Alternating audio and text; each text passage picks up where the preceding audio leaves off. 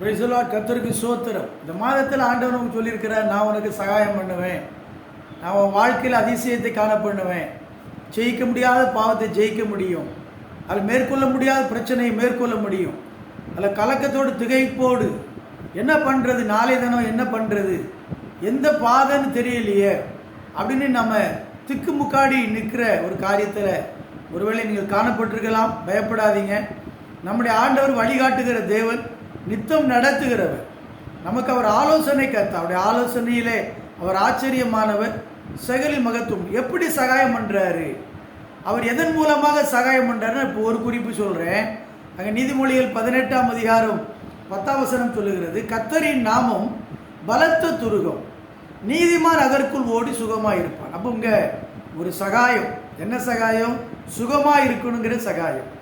நம்ம வாழ்க்கையில் சுகத்தை இழந்துருது இல்லையா? ஒரு வியாதி வருது, ஒரு வியாதி வரும் பொழுது அது சரீரத்தில் ஆரோக்கியமெல்லாம் போயிடுது. அது ஏதோ ஒரு சின்ன வியாதியோ பெரிய வியாதியோ, அதுக்கு போதுமான சிகிச்சை பார்க்கல, அதை சரியாக கவனிக்காமல் விட்டாச்சுன்னா அது ஒரு சின்ன காலில் இருக்கிற புண்ணு அது அப்படியே அரிச்சு ஒரு மனுஷனுடைய காலை எடுக்கக்கூடிய சூழ்நிலை வந்துடுது. அந்த காலை எடுக்கிறதுனால அந்த மனிதனுடைய ஜீவன் போய்விடுகிறது. பயங்கரமான ஒரு காரியம் நடந்து விடுகிறது. இன்னைக்கு கர்த்தர் சொல்றாரு, அவருடைய நாமம் நமக்கு ஒரு பலத்த துருகமாக இருக்கு. இயேசுவின் நாமம். இன்னைக்கு நிறையா யெகோவா தேவனுக்கு 1000 நாமங்கள். ஆண்டவரை துதிக்கணும்னா நிறைய நாமம் சொல்லியிருக்கிறார். அந்த நாமத்தெல்லாம் நம்ம சொல்லி சொல்லி துதிக்கலாம். ஆனால் பாவத்தை போக்குவதற்கு அவர் மாம்சத்தில் வந்த பொழுது அவருக்கு இயேசுங்கிற நாமம் சொல்லப்பட்டிருக்கு. மத்தேயு 1:21 படி, அவள் ஒரு குமாரனை பெறுவாள், அவருக்கு இயேசு என்று பெயரிடுவார், ஏனெனில் அவர் தமது ஜனங்களின் பாவங்களை நீக்கி அவர் ரட்சிப்பார்.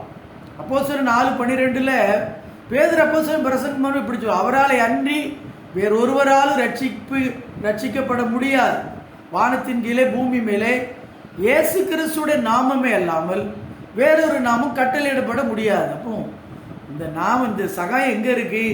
பாவத்திலிருந்து மீட்கப்படணும், பாவ சாபத்திலிருந்து மீட்கப்படணும், அசுத்தாவிலிருந்து விடுதலையாக்கப்படணும், நம்ம வாழ்க்கையில் ஆரோக்கியம் கிடைக்கணும், ஆத்துமா வாழ்வது போல எல்லாவற்றிலும் வாழ்ந்திருக்க வேண்டுமானால் ஆண்டவர் சொல்றாரு, இயேசுங்கிற நாமத்தை வாழ்க்கையிலே எப்போதும் சொல்ல மறக்காதீங்க. இயேசுவின் நாமத்தை சொல்லுங்க. அந்த நாமத்திற்கு பாவங்கள் போக்கக்கூடிய ஒரு மகத்துவமான ஒரு மகிமை உண்டு, சகாயம் உண்டு. அந்த நாமத்துக்கு நோய்களை குணமாக்குற சகாயம் உண்டு. அந்த இயேசுங்கிற நாமத்துக்கு பேய்களை ஓட்டுகிற பிலிசூனிய கட்டுகளை மந்திர தந்திரங்களை எல்லாம் தகர்த்து போடுகிற அறுத்தறிகிற வல்லமை உண்டு. அதனால ஆண்டவர் சொல்றாரு, சகாயத்தை எங்க தேடுறீங்க? இயேசுங்கிற நாமம், அந்த நாமத்துக்குள்ள ஓடி வாங்க. ஜெபிப்போமா? கர்த்தாவே ஸ்தோத்திரம். கர்த்தரின் நாமம் பலத்த துருகம், நீதிமான் அதற்குள் ஓடி சுகமாக இருப்பான் என்று சொல்லி உடைய நாமத்துக்குள்ளே வந்திருக்கிற நம்முடைய பிள்ளைகளை செட்டைகளுக்குள்ளே மறைத்துக் கொள்ளும். உமது நாமத்தை மகிமைப்படுத்தும். இயேசுவின் நாமத்தில் வேண்டுகிறேன் பிதாவே. ஆமேன், ஆமேன், ஆமேன். God bless you.